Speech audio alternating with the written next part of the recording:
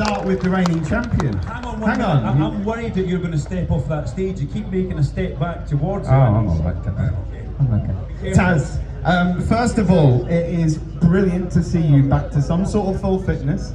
To see that #1 plate on the Mackenzie Yamaha and to see you back fighting for race victories. How did it feel to, after everything, it's been a tough year, a lot of setbacks. How did it feel to finally find yourself back on the podium, mate?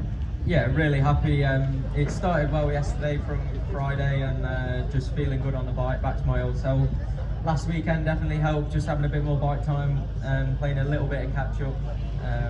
Someone said before Donington, at least you got a couple of rounds in at Brands and a bit of testing, but I didn't ride a bike from January all the way to March because of the first injury, so I missed a lot of bike time then, and then did a couple of tests and got injured again. So yeah, just getting more and more bike time, that's been the biggest thing. And yeah, as I said, rolled out yesterday, felt really good instantly, and it's just kind of progressed nicely from there. First podium of the year is great, and yeah, looking forward to two more goes out tomorrow. Couple of big moments, let's be fair, in the race, Taz, here today. First of all, when Jason out of Surtees, it looked like you were almost on the grass there, and then just for good measure, you made sure you were on the grass, just coming out of Graham Hill Bends, off the curb. Tell us about those moments, because they look big from where we were.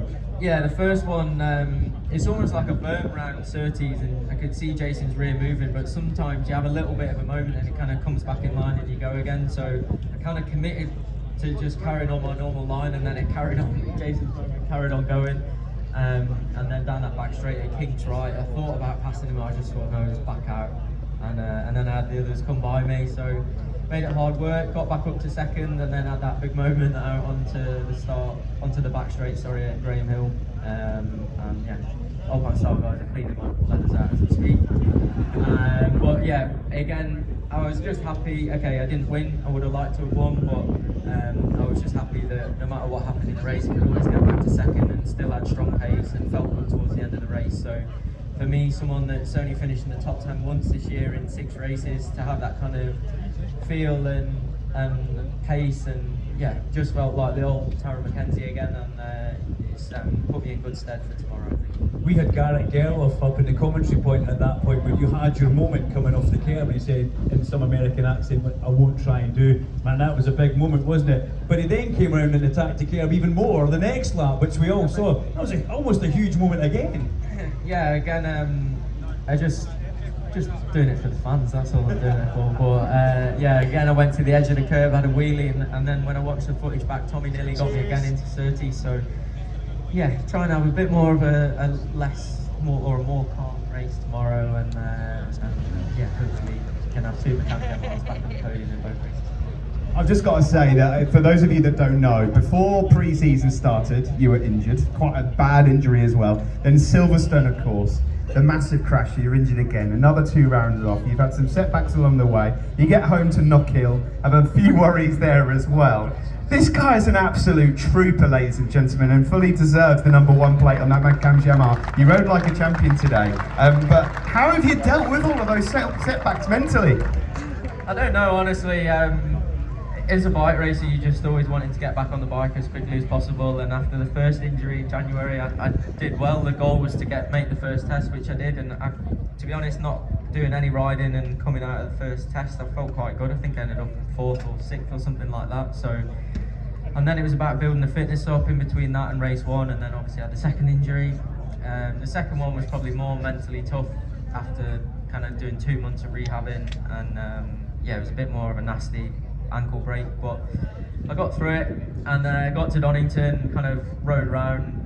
Well, the bike took me for a ride. I think I wasn't quite in control of it, but and then had a tough round at Knockhill. So as I said, the extra track time I had last weekend was great, and Brands Hatch is a great track for me. Many podiums here, and always enjoy coming here and riding the R1. So yeah, it's I've kind of had the goal, a realistic goal of being back at the front at Brands, and that's what we've done. So yeah, thanks to me.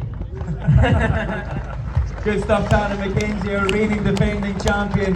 But ladies and gentlemen, let's hear a nice big round of applause for today's race 1 winner of the EB Sprint Race. It's Jason.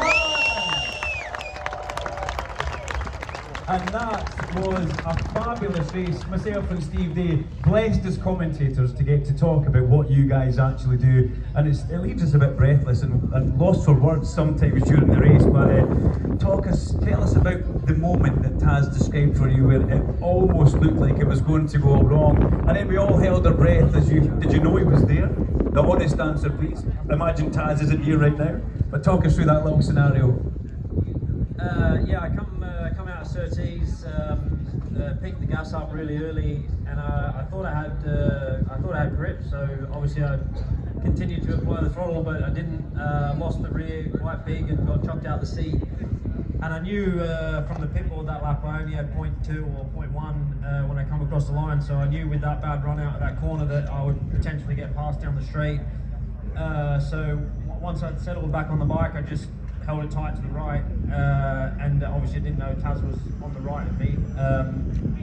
Then I just felt getting sucked back. You know, I knew there was bikes coming, and then I was expected on the right, and I think it was Brad on the left that went around the outside of me, and then passed it back into Westfields, and you know, just settled back in and done my thing again. So that was probably the most exciting part of the race for me. Other than that, I was just ahead of the exciting part of the race behind me, so it wasn't so bad. But all in all, it was a good day. You know, we had pole position with a good lap time this morning, and then going into the race, I knew that coming back from that pace, it's not easy. It's just more comfortable when you do a mid 24 to then do a mid 25. It's quite comfortable, you know. So I knew we were going to be strong. I didn't know how strong everyone else was going to be, because yesterday we obviously didn't get a lot of time for the weather.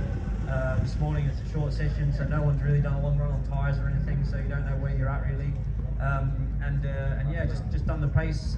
No one really showed me a wheel or anything, so I just kept doing my own thing, and yeah, managed to win. So it was good. Well done at the back there. Well done. Are you on for the treble this weekend? Quick one-word answer. Is it a treble for Jason O'Halloran this weekend? I hope so. So we need to do one more thing, Steve, before we get to other riders. Can I see your socks, Steve? Because we've got a bit of sock envy going on up here. What have you got? Just plain white. Sorry to disappoint. Sorry, I'll let the kids down as well. Look at these. Does anybody in the crowd have a set of black monster socks out there? Anybody else got those socks? They're stunning. Yeah, take them off, Taz. Come on, get them off. And Jason O'Halloran with the Yama Loop socks as well. These guys' sock game, Steve, is pretty much on point. I think we need to up it. Yeah, well, for the next round, we need to up it. Guys, thank you very much. Well done today. Let's hear it for the 1 and 2, the McCandles Yamaha riders, Jason O'Halloran and Tarran Mackenzie. And now, let's